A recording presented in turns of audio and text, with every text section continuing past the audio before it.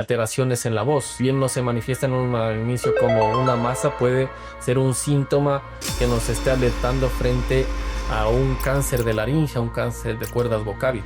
Siempre que tenemos alteraciones en nuestro cuerpo, en esta parte de la funcionalidad de la voz, del respirar, del comer, de tragar, etcétera, tenemos alguna alteración, deberíamos prestarle atención que si esos síntomas persisten 2-3 semanas y en lugar de mejorar empeoran, pues es algo que tenemos que acudir para valoración.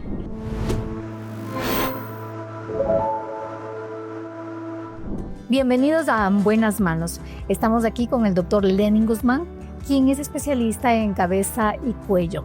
Y hoy vamos a hablar acerca de las afecciones que se desarrollan justo en estas áreas. Y para empezar, doctor, bienvenido nuevamente en este espacio donde podemos hablar acerca de todas estas afecciones y poder explicar a nuestros pacientes y al público en general lo que se trata, los mitos, cómo podemos resolver, en qué momento debemos ponernos serios e ir a su consultorio. Cuéntenos, doctor, ¿cómo se encuentra? Mucho gusto. Nuevamente, gracias por la invitación. Gustoso de compartir un poco con ustedes nuevamente y dispuesto a resolver todas las dudas que se tengan en relación a las afecciones o dolencias a nivel de la cabeza y el cuello. Doctor, para empezar, ¿qué es lo que exactamente quiere decir las afecciones de la cabeza y cuello? Bueno, son enfermedades que podemos diagnosticar a nivel de cabeza y cuello, principalmente cuando estamos hablando de nuestra especialidad como tal, de cirugía de cabeza y cuello, es decir, patologías que pueden desarrollarse en distintas regiones de la cabeza y el cuello. A pesar de ser una área tan corta, tanto el cuello como la cabeza, tenemos muchas patologías que pueden ser inflamatorias, oncológicas o congénitas, que podrían poner en riesgo nuestra vida o que necesitarían de alguna terapia o resolución quirúrgica. Doctor, ¿y por qué estas partes son más propensas a tener inflamaciones, infecciones? ¿Qué es lo que causa estos problemas? Bueno, dependiendo de la patología, van a tener ciertas causas.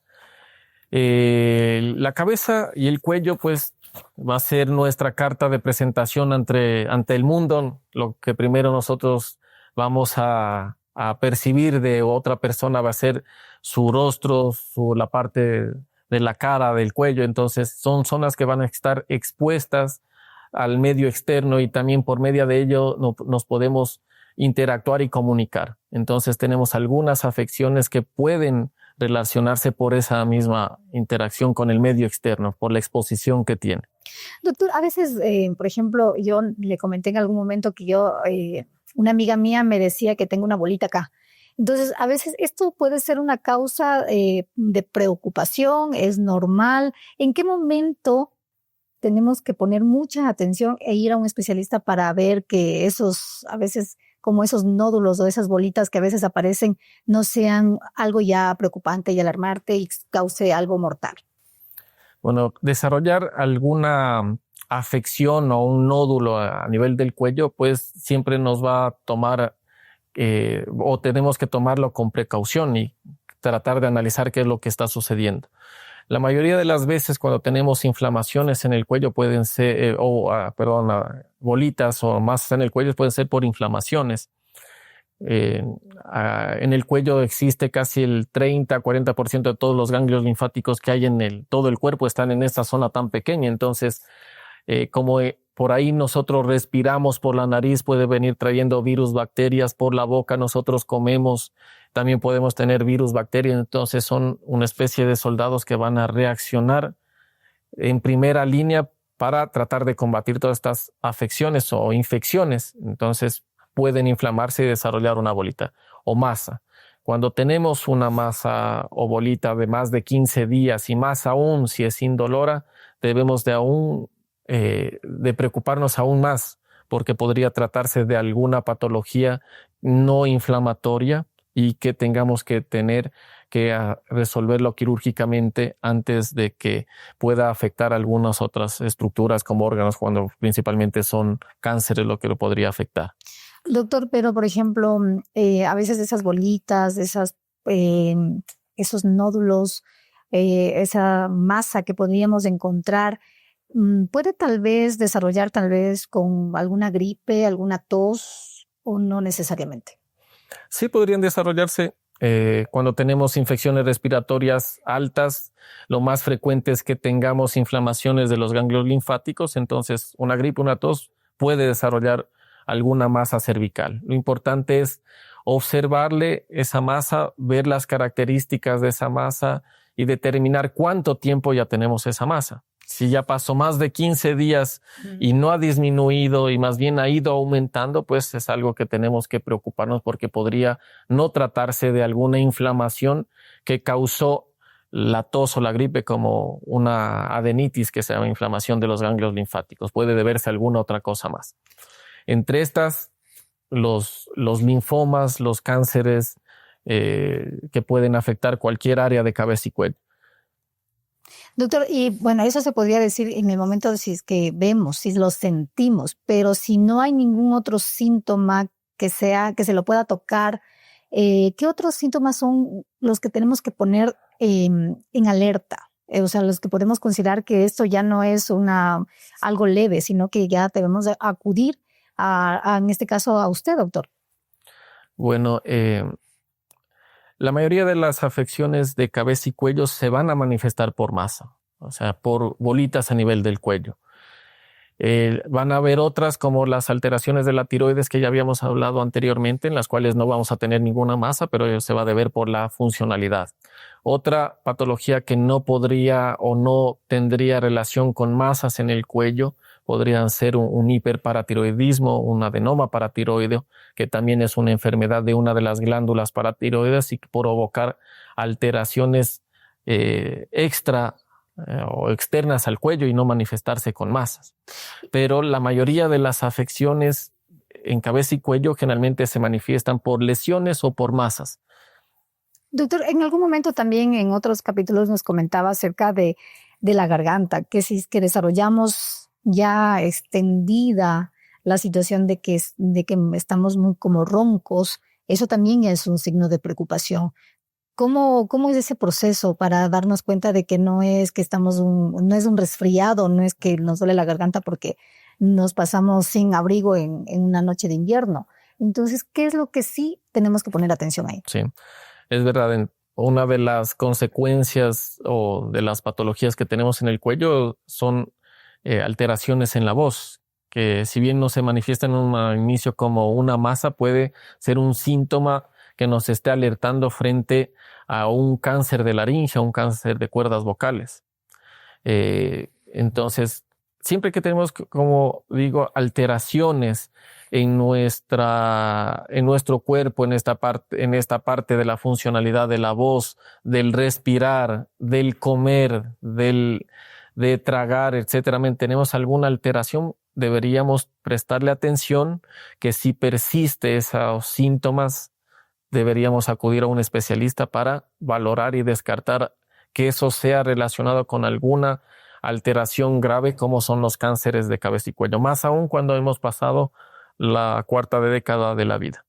Doctor, verá, hay una cosa aquí un poco que me llamaba la atención. Justo hablaba el otro día con una señora que comentaba que o sea, ya son personas jubiladas, pero esta persona cuando aún tenía su vida activa laboralmente, que estamos hablando más o menos de unos 40, 50 años de edad, presentaba esos reflujos, que, o sea, siempre él se quejaba de que tenía reflujos, pero no pasó, o sea, no se hacía ver, no iba al médico y con los años le detectaron cáncer. Entonces, y lamentablemente él falleció y no se pudo tratar a tiempo, pero la constancia y lo que le llamaba la atención a esta señora era ese malestar que él siempre presentaba. Estos reflujos, ¿cómo podemos identificar que es un signo de alarma? ¿Cuánto tiempo tiene que permanecer o cómo es ese proceso del reflujo para tomar nosotros atención? Bueno, cuando estamos hablando de reflujo, estamos hablando ya de una alteración gastrointestinal como tal. Entonces, vamos a tener que descartar algunas alteraciones a nivel del esfínter esofágico inferior, que puede ser una incompetencia y hacer que los jugos gástricos se suban nuevamente por el esófago. Y como estamos hablando de jugo gástrico, es decir, van a ser líquidos que normalmente no deberían estar en el esófago, no irse hasta la garganta, como a veces pueden ser. Y sí puede ser un desencadenante de cáncer de laringe o cáncer de esófago, porque va a producir una inflamación crónica de esas mucosas que no están acostumbradas a tener esa acidez que tiene el estómago, es decir, que tiene los jugos gástricos del estómago. Entonces, entre más tiempo, digamos, tengamos esos síntomas de reflujo, más probabilidad de desarrollar alguna patología, en este caso oncológica. Normalmente o fisiológicamente nosotros tenemos cierto reflujo fisiológico que es considerado normal. Normalmente o principalmente casi es imperceptible, pero cuando ya nosotros percibimos ese reflujo y es muy frecuente y no ha sido tratado, puede desencadenar no solamente alteraciones o cánceres a nivel de cabeza y cuello, sino también a nivel de la unión gastroesofágica o del propio estómago. Entonces, un reflujo de larga data, de mucho tiempo. Considerar ese periodo de tiempo para decir o sea, para decir que no, ya no es normal. Más que el periodo de tiempo, estamos hablando de la sintomatología que puede presentar ese paciente. Puede ser que hace un mes presentó reflujo y eso le esté impidiendo a veces inclusive hasta respirar, porque llega el reflujo y inflama tanto la garganta que comienza a provocar inflamaciones. Entonces, eso quiere decir no solo que hace un mes se presentó, también pueden haber esos reflujos, como mencioné, silentes en los cuales nosotros no los hayamos percibido.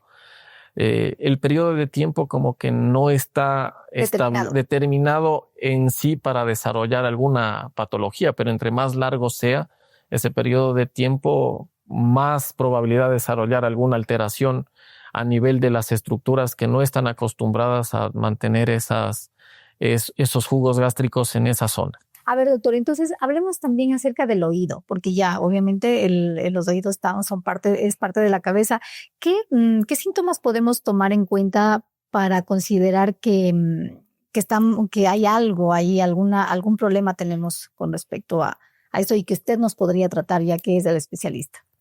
Bueno, nosotros como especialistas en cirugía de cabeza y cuello tratamos todas las afecciones que se encuentren a nivel de boca, nariz, laringe, cuello, ganglios linfáticos.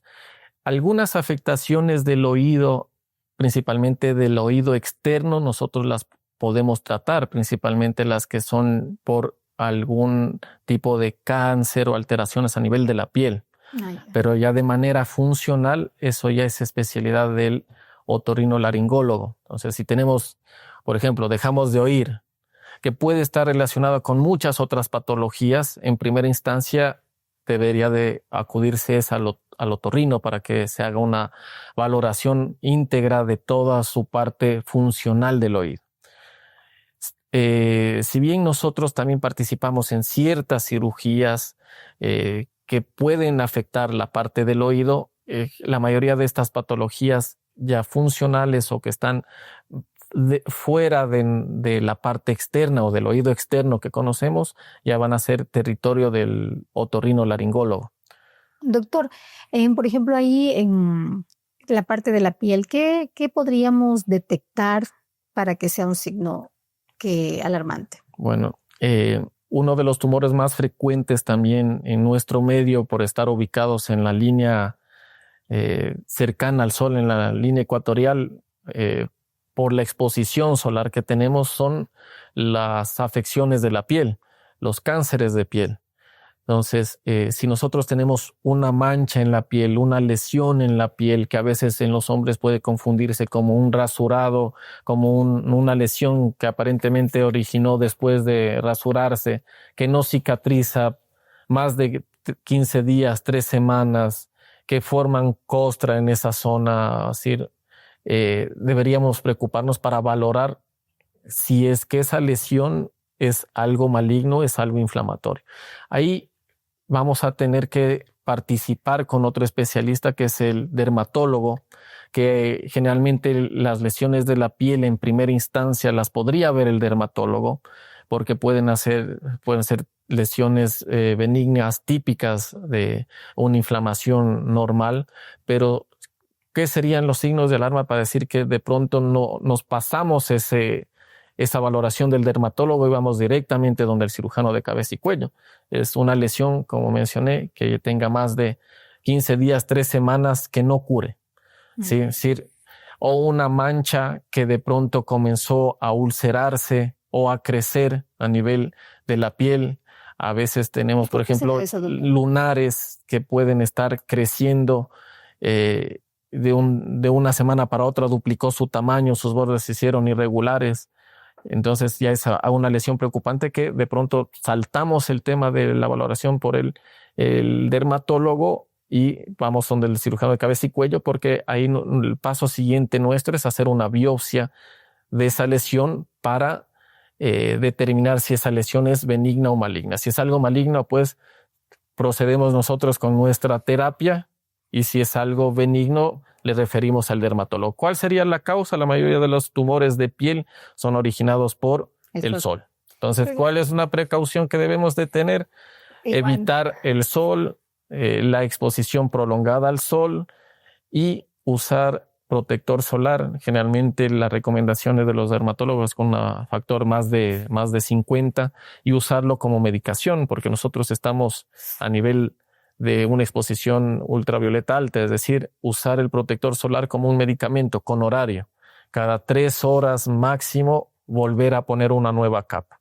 Más aún si hemos sudado, si hemos estado en contacto con agua, porque se puede eliminar ese protector solar. Sí, y a veces nos descuidamos de nuestras orejas, solamente nos ponemos en el rostro. Entonces es importante tomar en cuenta. El uso del protector solar, como menciono, no es solamente la cara, sino toda la parte que está expuesta, ¿no? Así como nos ponemos en la cara otra parte expuesta. Nosotros consideramos, por ejemplo, en cabeza y cuello una zona H. Tenemos esta parte de aquí y esta parte de los lados que va a formar una especie de H, que son las zonas en donde más la radiación solar da. Y una de esas también es los pabellones auriculares, porque generalmente están expuestas constantemente al sol, ¿sí? Si bien cuando tenemos un poco el cabello largo nos protege, pero la mayoría de las personas, sus orejas, sus pabellones auriculares están expuestas, están visibles. Si está visible, quiere decir que está expuesto a la radiación solar. Entonces, todas esas zonas que son visibles deberían ser protegidas con el protector solar. Doctor, con respecto a la nariz, ¿qué es lo que usted ahí se especializa? ¿Qué es lo que revisa en la nariz para evitar problemas? Bueno, cuando estamos hablando de nariz, nosotros nos vamos a revisar la parte externa de la nariz, también la piel de la nariz. También nosotros hacemos procedimientos de rinoscopía por medio de una cámara. Entramos hacia las mucosas para ver, por ejemplo, a veces puede tener pacientes que nos refieran obstrucciones nasales seguidas o con una secreción nasal inapropiada. Entonces, nosotros entramos con una cámara, revisamos que estén las mucosas adecuadas, y si encontramos alguna lesión, necesariamente tendríamos que tomar una biopsia, porque pueden existir tumores que se originan en las mucosas de la nariz, en las cuales nosotros podemos actuar. ¿Esas lesiones qué podría provocar? A veces sangrados, lo que conocemos como epistaxis, sangrados frecuentes, secreción nasal constante, a veces rinorrea, es decir, que esté moqueando, cayendo moco, y generalmente a veces un moco no tan transparente, sino con algún tipo de células, de detritus que conocemos, es decir, con restos de ciertas cosas que le da una particularidad. O tenemos el paciente a veces tiene esa sensación de que está oliendo mal constantemente, o todo le huele mal. ¿Pero ahí no deberíamos ir a un otorrino? El otorrino es el especialista también en valorar todos estos tipos de alteraciones de la nariz. Sin embargo, nosotros como cabeza y cuello también tenemos esa formación de valorar las lesiones que podrían ser malignas. Sin embargo, las funcionales, es decir, si de pronto eso se debe, esa obstrucción, por una hipertrofia de cornetes, por una sinusitis, por inflamaciones, pues eso ya sale de nuestro campo Esa parte inflamatoria sale de nuestro campo y el especialista en tratamiento es el otorrino.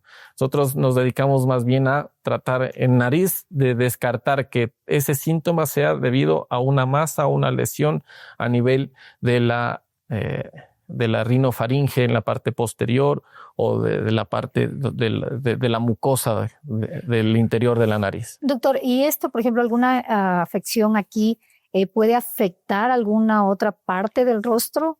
Tal vez, no sé, mandíbulas o algo más. Cuando tenemos a veces algunos tumores que se originan en la parte interna de la nariz, generalmente a veces en los senos paranasales, podemos detectar alteraciones en la forma, ¿sí?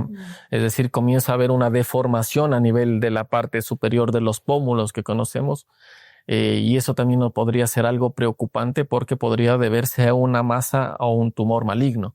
Otra particularidad es que tanto la nariz con los ojos tienen una división que es en la parte del inferior de la órbita, el piso de la órbita. Entonces, a veces un problema de la nariz puede manifestarse con una alteración a nivel del ojo, es decir, una asimetría. El ojo comienza a protruir, comienza el paciente a sentir como una presión dentro del ojo. Entonces, también podría deberse a una enfermedad maligna a nivel de las fosas nasales o del interior de la nariz. Mira, a veces hay para poder explicar un poquito mejor y poder diferenciar a veces a qué especialista acudir. Como especialista de cabeza y cuello, doctor, ¿qué, por ejemplo, si tenemos algún síntoma, algún problema con respecto a nuestro rostro, a nuestra cabeza, a nuestro cuello, podría ser también nuestra cervical? La parte de atrás generalmente es un tema que es bastante frecuente que nos pregunten, por ejemplo, las alteraciones cervicales, el dolor cervical en el cuello, si la tratamos nosotros o no. Como está enfocada nuestra especialidad, en realidad nosotros no tratamos ese tipo de dolores. El tipo de contracturas musculares que puede provocar cervicalgias como tal. Existen especialistas en columna cervical, que puede ser el traumatólogo o el neurocirujano, que son los que deberían tratar o los que deben tratar esas partes. Si yo tengo dolor cervical en la parte posterior, debo descartar de que de pronto no puede ser una hernia de disco, alguna lesión a nivel nervioso o neural. Entonces, para eso debe ir el cirujano, el neurocirujano especialista en columna cervical o el traumatólogo especialista en columna. También ese tipo de contracturas musculares generalmente las ves el traumatólogo porque más bien ya es una afectación osteomuscular. Y estas afectaciones osteomusculares son de origen un poco más, digamos, como que inflamatorias, funcionales. Entonces esa parte, si bien está dentro de la cabeza y el cuello, generalmente nosotros no la tratamos, más bien nos enfocamos en lesiones, en ese caso, que sean malignas, que estén ubicadas en esa región. Por ejemplo, si tenemos una lesión del músculo y eso originó o es un cáncer que se llama miosarcoma o leiomiosarcoma, o a veces acúmulos de grasa en esa zona, como los lipomas, si son benignos, o los liposarcomas son malignos, nosotros los podríamos tratar. Pero en realidad el dolor como tal, en una instancia, si no hay ninguna masa en esa zona, pues quien debería de verla en primera instancia es el neurocirujano especialista en esa parte de columna cervical o el traumatólogo especialista en columna. Bueno, vamos a entrar un poquito ahí a su consultorio, doctor. ¿Quiénes son los pacientes más frecuentes que van a su consultorio? ¿Con qué síntomas van? Bueno, las patologías más frecuentes que nosotros atendemos en nuestro medio, una es la de tiroides, que ya habíamos hablado anteriormente, que es de todas la más frecuente. Luego tenemos algunas otras patologías de lesiones de la piel, es decir, lesiones a nivel de la piel que son sospechosas o no de cáncer a nivel de piel. Luego tenemos los que son las alteraciones de las glándulas salivares, que son las glándulas parótidas, las submandibulares o las sublinguales que normalmente se manifiestan por masas, ¿sí? O sea, tiene que haber una masa. Tiene que haber una masa ahí. Generalmente la mayoría de ellas son masas indoloras, aunque también van a nuestra consulta patologías inflamatorias como la cialoadenitis, es decir, una inflamación de la glándula que no es algo benigno y que ¿En qué se diferencian las dos? La cialoadenitis es una inflamación de toda la glándula. Y ¿Por qué se da eso?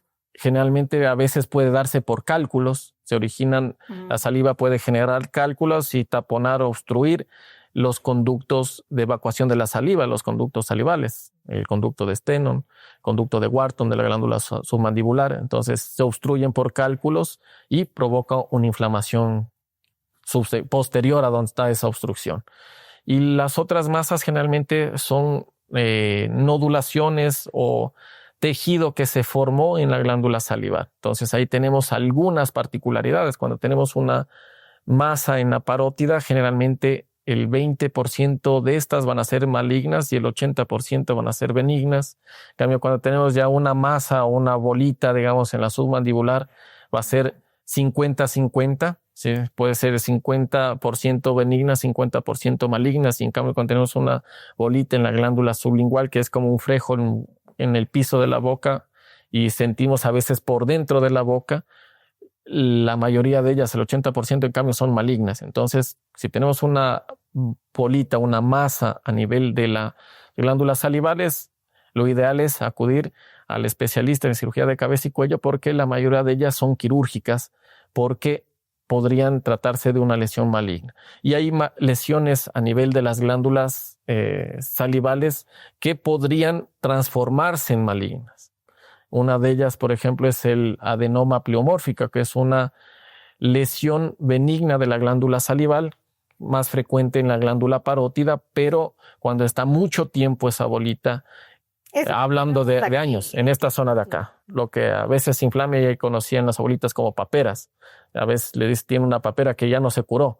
Entonces, esas bolitas benignas, generalmente con el paso del tiempo, 10, 15, 20 años que a veces puede tener el paciente, pueden malignizar, es decir, son lesiones que podrían transformarse en malignas. Por eso, generalmente cuando estamos hablando de una masa cervical que es indolora, una masa a nivel de las glándulas salivares que es indolora, debería tener una valoración por el cirujano de cabeza y cuello.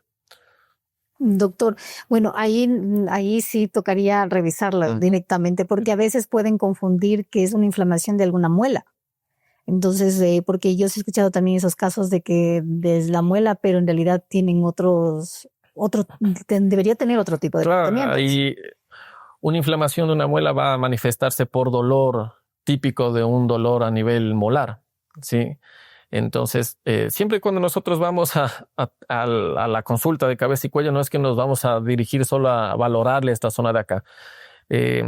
Nosotros tenemos que descartar otras patologías para llegar a ese diagnóstico.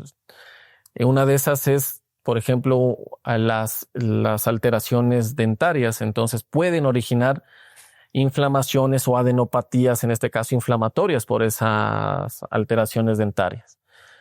Por eso es que cuando nosotros valoramos a un paciente, no solo vamos y le vemos la zona donde está, sino tenemos que hacer un examen clínico y un examen físico de toda la cabeza y el cuello. Porque a veces podemos tener una masa aquí en el cuello y el tumor primario puede estar aquí en la parte de la oreja. ¿Sí? O, por ejemplo, otro de los tumores también que son frecuentes a nivel de la cabeza y el cuello son los tumores de orofaringe, es decir, de las amígdalas y de la cavidad oral. Entonces, la primera manifestación de esos tumores generalmente podría ser o una lesión que no curó en la lengua o una lesión a nivel de las amígdalas o una adenopatía, es decir, un ganglio en el cuello. Entonces, si bien la lesión, el ganglio está acá, manifestado por el paciente, nosotros para saber qué es esa masita tenemos que hacer una valoración extensa para saber si se trata de una lesión secundaria a algo, es decir, no es la lesión inicial la que está manifestándose, sino es una lesión secundaria, es decir, una metástasis. Vamos a tener ahí que son la tiroides, la piel, las lesiones de las glándulas salivales, vamos a tener lesiones luego de la boca, de lengua, boca, y lesiones de orofaringe.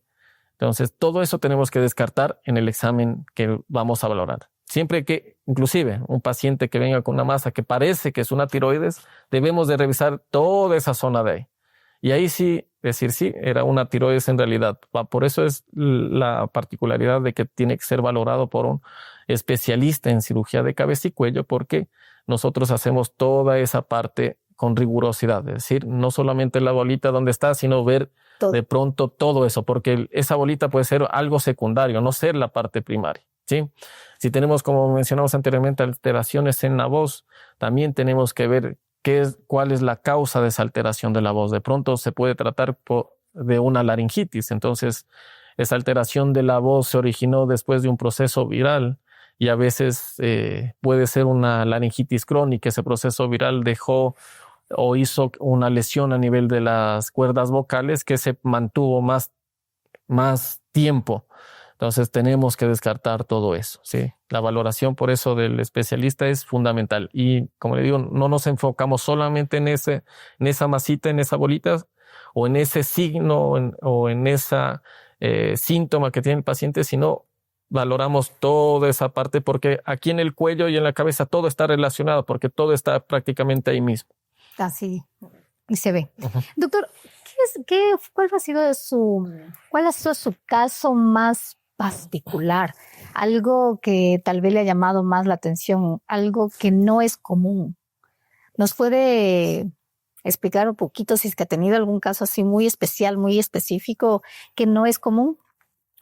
Bueno, en su consultorio todo este tiempo que lleva acá ya en Ecuador, para hablar aquí. De ahí, si es que ha tenido tal vez cuando estudió fuera, ¿se podía hablar de algún caso muy particular que tal vez tuvo, incluso para usted era sospechoso, creía que tal vez, como usted mismo lo acaba de mencionar, que tal vez el tumor era acá, pero en realidad era por otro lado que no se tenía previsto al primer momento? Bueno, los primeros resultados de los exámenes, se podría decir.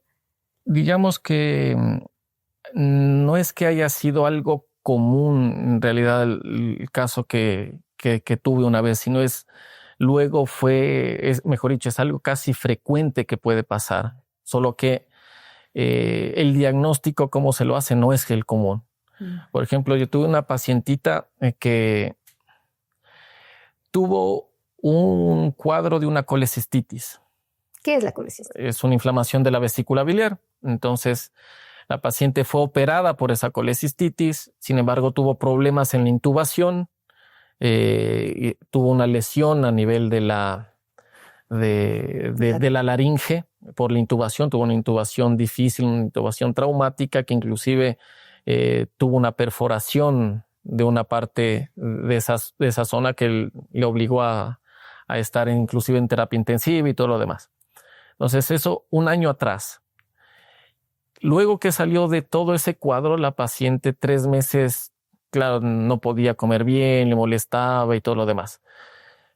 Pero 3 meses después de eso empezó que persistía con esa sensación de no poder tragar y ya en 3 meses normalmente ya debe estar cicatrizado cualquier tipo de lesión que pudo haber tenido de la cirugía. Es decir, debería estar recuperada, pero la señora persistía.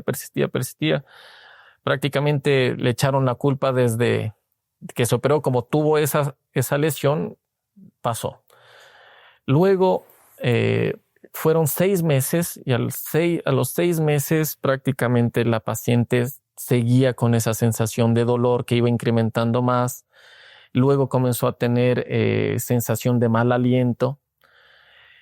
Encontraron de que coincidió con un periodo también de que estuvo una amigdalitis, que estaba con fiebre y todo lo demás, y le valoraron las amígdalas y le diagnosticaron de una amigdalitis.